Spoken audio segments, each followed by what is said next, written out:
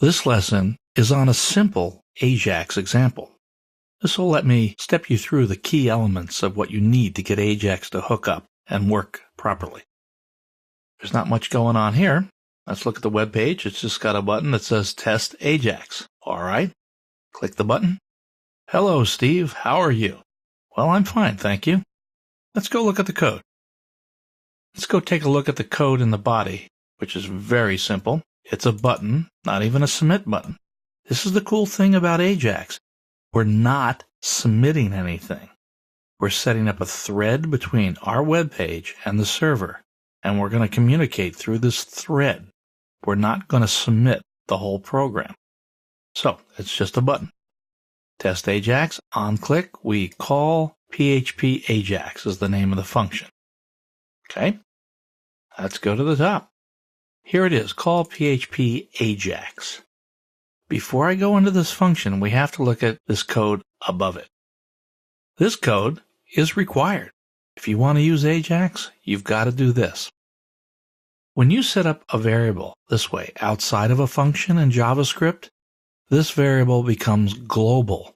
It's available to the whole page. Now, in this very simple example, that wasn't really a big deal, but we're going to do it this way in most cases when you need to have this request object global. Now, the way to pronounce this, of course, is XML HTTP request object.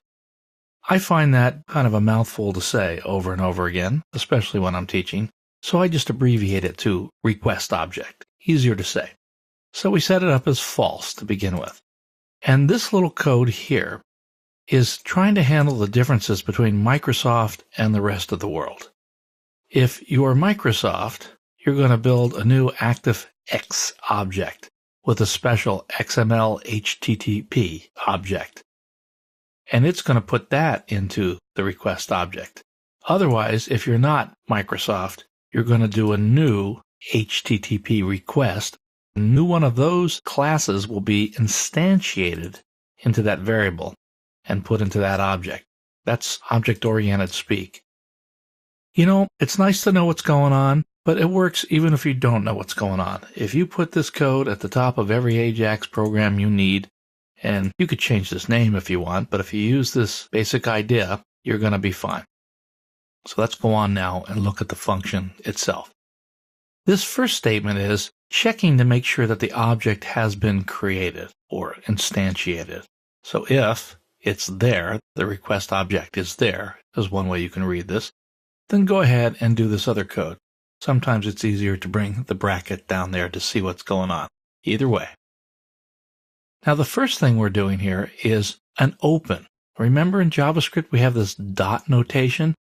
So it's saying do an open function on this object. On this object lives a function. It's associated with that object, and we can use it.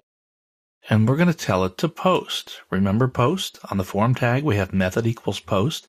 Same kind of thing. Now we have another parameter to put here, and this is what would be the action tag on a form tag. It's the same thing. It's the same idea. It's the program that's going to run on the server. So this is a very simple program, simple AJAX example, and I put -AJAX on it, just to make it clear to you that this is a program that's going to be run on the server in an AJAX capacity. Normally we don't put the suffix on like that, but this makes it clear, so I'm going to do that for this chapter. So now, let's look at the next line. We set the request header. It's just something you have to do, set the content type, and you do this at the head of everything. And since we're dealing with a form, since we're going to pass data, you do it this way. You can just copy it in. You don't really have to understand it. It just needs to be there. Now, let's take a look at two pieces of code next. There's this code, and then there's this code.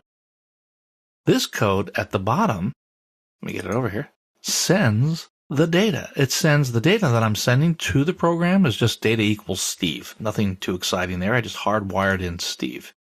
So I'm sending Steve to the program on this object. What's the program on this object? It's the program we set up here in the open thing. It's this program.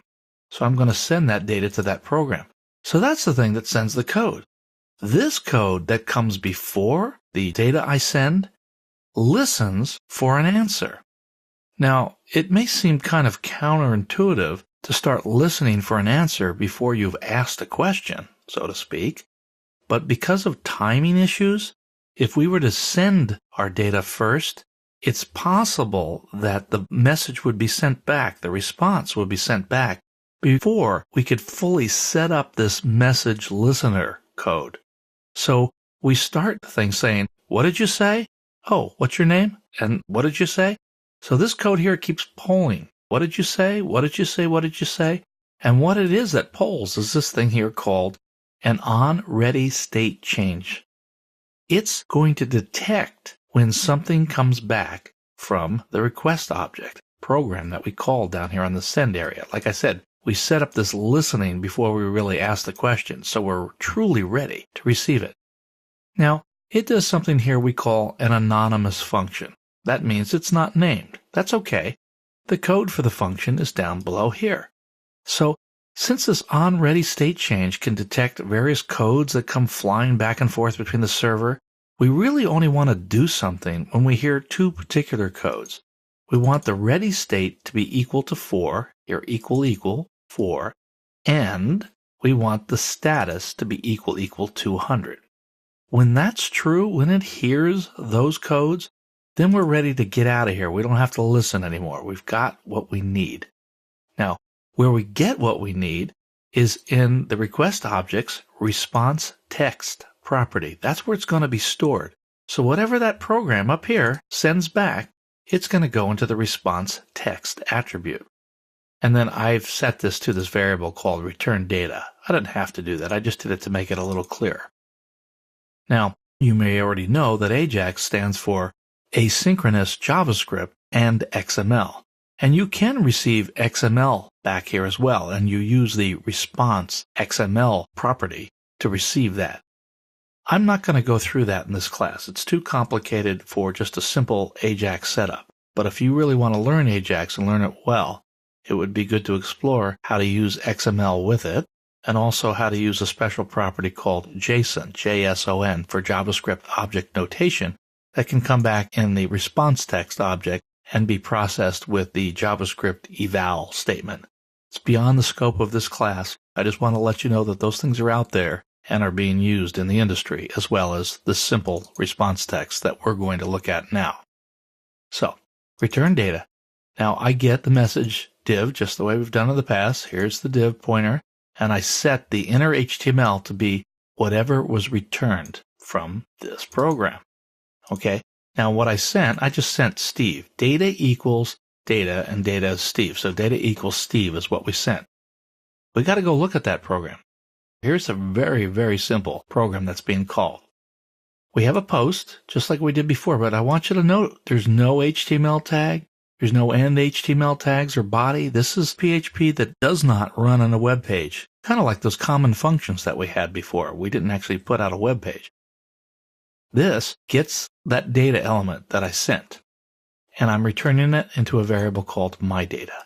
Now all I did here is I printed paragraph hello, and now I do a PHP concatenation. Hello, in this case it's Steve, and with an exclamation, and then how are you? End of paragraph. Notice that we use print, or you can use echo, not return. You might think something's being returned, but that's not the way it's done. We actually print or echo the data that we want back. We can do it in multiple prints if we need to, if it's complicated. I'm in the habit of kind of gathering up everything into a variable and then printing one time. It's a matter of coding style, and you'll see some different styles as we go through the code in this chapter.